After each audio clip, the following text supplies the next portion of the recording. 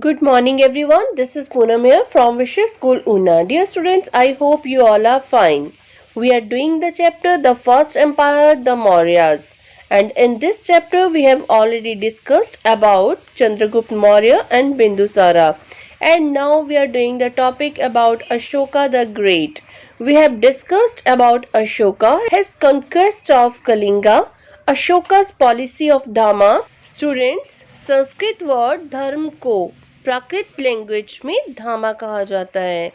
सो reasons पढ़े हम लोगों ने धामा के कि क्यों उन्होंने अडॉप्ट किया, क्यों अशोक ने इस रिलीजन को अडॉप्ट किया। And after that we have discussed about principles of dhamma. Principles mean जो रूल्स फॉलो किए जाते थे। And today we will continue with the topic welfare measures. Welfare measures means जो वेल बीइंग थी, लोगों के कल्याण के लिए, उनकी अच्छाई के लिए कौन कौन से एक्शंस किए गए अशोक के द्वारा, क्या क्या किया उन्होंने। So let's start. In his Dhamma, Ashoka attempted a careful synthesis of various norms which were prevalent during his reign. Ashok ने अपने धामा में ऐसे बहुत सारे अटेम्प्ट किए जो उनके रेन में कंपल्सरी थे। फर्स्ट ऑफ ऑल तो non violence was to be practised by giving up war and conquest. First of all non violence की पॉलिसीज को अपनाया गया। वॉर और कॉन्क्वेस्ट, इन सब की प्रैक्टिसेस को, इन सब को छोड़ दिया गया। नॉन वायलेंस मीन्स अहिंसा। अहिंसा मीन्स कोई भी लड़ाई झगड़ा ना करना और जो पीसफुली अपनी लाइफ को स्पेंड करना। And also a restaurant on the killing of animals. और रेस्ट्रेंट मीन्स कंट्रोल किया गया, खत्म किया गया। जो एनिमल्स थे उनको मारा नहीं जाता था उनके टाइम पीरियड में। द पॉलिसी ऑफ धामा also included certain welfare measures. तो और भी लोगों के लिए बहुत अच्छे अच्छे काम उन्होंने किए, like planting of trees, digging of wells, construction of canal. उन्होंने देखिए बहुत सारे अच्छे काम किए लोगों के लिए। उनके लिए उन्होंने ट्रीज प्लांट करवाए ताकि लोगों को फ्रेश एयर मिले, है ना। और ट्रीज के बहुत सारे जो यूजेस होते हैं, इसलिए उन्होंने ट्री प्लांटेशन करवाई। लोगों के लिए वेल्स उन्होंने डिग करवाए, कुएं बनवाए जिससे लोगों को वाटर की फैसिलिटी मिले। और कैनल्स की फैसिलिटी, कैनल्स कंस्ट्रक्ट करवाई उस टाइम में ताकि एग्रीकल्चर के लिए और बाकी उनकी नीड्स के लिए उनको वाटर प्रोवाइड हो सके। Ashoka prohibited conducting of ceremonies. Ceremonies means जो पब्लिक और रिलीजियस जो इवेंट्स होती थी और जो सेक्रीफाइसेस, बलियां दी जाती थी एनिमल्स वगैरह की, तो अशोक ने उन सबको प्रोहिबिट कर दिया। वो सब उस टाइम में बंद कर दिए गए। He built rest houses on the highways. तो जो हाईवेज थे उस टाइम के रोड्स थे, वहां पे लोगों को रेस्ट करने के लिए रेस्ट हाउस बनाए गए। He also built hospitals for both humans and animals. तो हॉस्पिटल्स भी बनवाए गए ह्यूमन बीइंग के लिए, इंसानों के लिए, और एनिमल्स के लिए भी। तो इस तरह से बहुत सारे वेलफेयर मेजर्स थे जो अशोका ने अपनाए। We will revise once again. Non violence की पॉलिसी को अपनाया गया और बहुत सारे जो लोगों के लिए वेलफेयर मेजर्स थे वो ट्रीज प्लांट करवाए गए, वेल्स की डिगिंग हुई, कैनल्स बनवाई गई और जो सेक्रीफाइसेस वगैरह थे उनको प्रोहिबिट कर दिया गया। हाईवेज के ऊपर रेस्ट हाउस बनवाए गए, हॉस्पिटल्स बनवाए गए ह्यूमन बीइंग और एनिमल्स के लिए। तो इतने सारे वेलफेयर मेजर्स जो थे वो अशोका ने किए। और next topic is spread of धामा, कि किस तरह से अशोक के जो धामा की पॉलिसी थी, जो उनके धर्म की पॉलिसी थी, उसको स्प्रेड किया, किस तरह से वो चारों दिशाओं में फैली। Ashoka adopted several measures for the spread of Dhamma. First, Ashoka engraved the principles of Dhamma on rock and pillar edicts. सबसे पहले तो अशोक ने जो उसके प्रिंसिपल्स थे, जो रूल्स थे उसके धामा के, उनको रॉक्स और पिलर एडिक्ट्स पे, as you can see in this pic, जैसे आप यहाँ देखिए इमेज में, इस तरह से उन्होंने उसको इनग्रेव करवाया इनके ऊपर, पिलर्स के ऊपर। There are 14 rock edicts and 7 pillar edicts. तो टोटल में जो अशोक के अभी तक मिले हैं वो 14 रॉक एडिक्ट्स हैं और 7 पिलर एडिक्ट्स हैं। These are rock edicts and these are pillar edicts. So Ashoka was trying to establish direct communication with his subjects. Subjects means citizens. तो अशोक थे, वो चाहते थे कि उनके जो सिटीजन्स हैं, वहां पे रहने वाले लोग हैं, उनके साथ उनकी डायरेक्ट कम्युनिकेशन हो, डायरेक्ट बातचीत हो।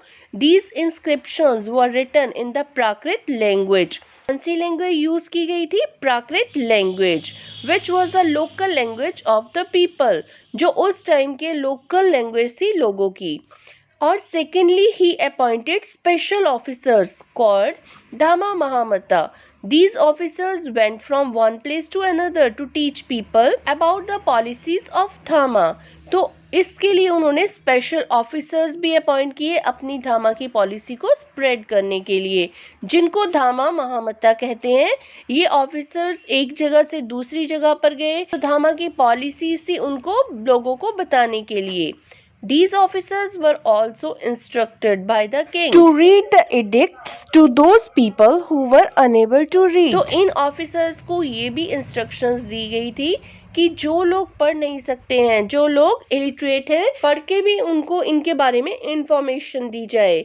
और थर्ड था he even sent messengers to other countries like Sri Lanka, Syria, Greece and Egypt to spread dhamma. तो उन्होंने अपने मैसेंजर्स भेजे, अपने दूत भेजे अलग अलग कंट्रीज में, जैसे कि श्रीलंका, सीरिया, ग्रीस और इजिप्ट, ताकि उनका जो धर्म था, जो उनकी पॉलिसी थी, उनको स्प्रेड किया जा सके. So here is one question for you, quiz for you. बताइए, देखिए, you can see in this image, this is located in Sarnath, Varanasi. तो वाराणसी में है, यूपी में, सारनाथ में ये place. You have to give the name of the monument. So if anybody can tell the name. So can you see this image and can you tell the name of this monument? Yes, Dhamik is the name of this monument. इस monument का name है Dhamik monument. Who built it and when? किसने बनवाया इसको और कब बनवाया था? Two questions are here. So Ashoka, उन्होंने इसको बिल्ट किया था 500 CE में. ठीक है, so it is the information about this monument. Next we will discuss about Mauryan administration. किस तरह का मौर्यन एडमिनिस्ट्रेशन था, किस तरह से वो लोग अपना शासन चलाते थे. The Mauryan empire for the first time brought political unity and administrative uniformity to India. तो मौर्यन एम्पायर ऐसा एम्पायर था जो फर्स्ट टाइम इंडिया में पॉलिटिकल यूनिटी, पॉलिटिकली मीन्स सभी लोग इकट्ठे हो गए, और एडमिनिस्ट्रेटिव यूनिफॉर्मिटी, यूनिफॉर्मिटी मीन्स स्थिरता लेके आया एडमिनिस्ट्रेशन में. तो मौर्यन एम्पायर ऐसा फर्स्ट एम्पायर था. The Mauryas organized a very elaborate system of administration to rule such a vast empire. तो देखिए, मौर्यास ने ऑर्गेनाइज किया एक बहुत एक्सप्लेन्ड सिस्टम, एक बहुत अच्छी तरह से वेल एक्सप्लेन्ड सिस्टम. इतने बड़े एम्पायर के ऊपर, वास्ट मीन्स वेरी बिग, बहुत बड़े एम्पायर के ऊपर रूल किया जा सके, तो उसके लिए बहुत वेल ऑर्गेनाइज एक सिस्टम उन लोगों ने बनाया. We know about the Mauryan administration from various sources such as the Edicts of Ashoka, the Indica of Megasthenes and the Arthashastra of Chanakya. तो मौर्यन एडमिनिस्ट्रेशन के बारे में जो सोर्स हैं, जो हमें बताते हैं कि किस तरह का एडमिनिस्ट्रेशन था. So first is addicts of Ashoka, second है मेगास्थनीज द्वारा लिखी हुई बुक इंडिका, थर्ड है चाणक्य द्वारा लिखी हुई बुक अर्थशास्त्र. ठीक है, तो ये बुक्स जो हैं और ये एडिक्ट्स जो हैं, ये सोर्सेज हैं जो हमें बताते हैं किसके बारे में, मौर्यन एडमिनिस्ट्रेशन के बारे में. So today's last topic is how did Ashoka control a vast empire. किस तरह से अशोका ने इतने बड़े एम्पायर को कंट्रोल किया. To administer such a vast empire, Ashoka adopted different types of governance for different areas. तो देखिए, एरियाज के अकॉर्डिंगली उन्होंने पॉलिसीज अपनाई. जिस तरह के एरिया थे वहाँ पे डिफरेंट टाइप से गवर्नेंस की, वहाँ पे शासन किया. In the areas surrounding the capital city of Pataliputra. Capital city कौन सी थी? पाटलिपुत्र. तो वो जो उसके पाटलिपुत्र के आसपास के एरियाज थे, the emperor was in direct control. तो वहाँ पे एम्परर का डायरेक्ट कंट्रोल था, सब कुछ उसके कंट्रोल में था. He appointed officials to collect taxes from the people who lived in the villages and towns in the area. और जो आसपास के villages में और towns में जो लोग रहते थे, उनसे टैक्स कलेक्ट करने के लिए, टैक्स इकट्ठा करने के लिए ऑफिसर्स अपॉइंट किए गए. The others areas were divided into different provinces.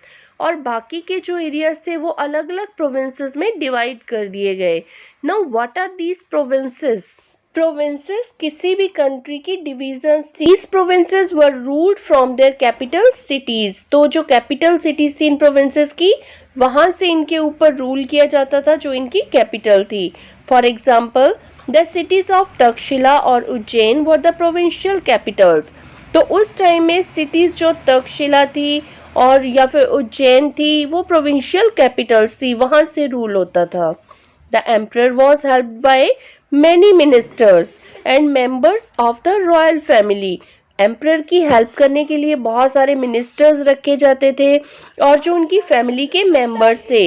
Royal family means जो किंग की फैमिली थी, लाइक जैसे उनके बेटे, जैसे उनकी जो फैमिली के बाकी मेंबर्स, ब्रदर्स, वो सभी उनकी हेल्प करते थे इस सारे काम को संभालने में, पूरे एडमिनिस्ट्रेशन को संभालने में। The area under the direct control was ruled by officials directly appointed by the ruler. तो जो एरिया डायरेक्ट कंट्रोल में था, जो रूलर्स, जो राजा के द्वारा डायरेक्टली अपॉइंटेड ऑफिशियल्स होते थे, उन लोगों के कंट्रोल में था, वो लोग वहां पे रूल करते थे। Many of these officials were given salaries। तो सैलरी भी उस टाइम में दी जाती थी उन लोगों को। The provinces were ruled by the royal princes। ये जो provinces थी इनके ऊपर रॉयल प्रिंस, जो प्रिंस होते थे, राजा के बेटे होते थे, वो रूल करते थे। These princes were appointed as governors। तो वो जो प्रिंस होते थे, राजा के बेटे होते थे, उनको गवर्नर बना देते थे उन प्रोविंसेस का, उन स्मॉल जो डिविजन्स होती थी कंट्री की, वो प्लेसेस का। They followed local customs and traditions to govern the provinces। तो इसके लिए वो जो लोकल वहाँ के कस्टम्स होते थे, जो रीति रिवाज, जो उनके ट्रेडिशंस होते थे, वहाँ पे उन प्रोविंसेस के ऊपर गवर्न करने के लिए उनको फॉलो करते थे।